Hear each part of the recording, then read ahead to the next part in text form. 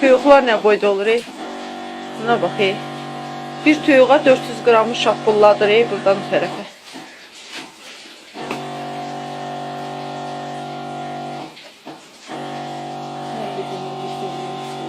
O birisini elə, o birisini elə. Bəs, o birisini elə.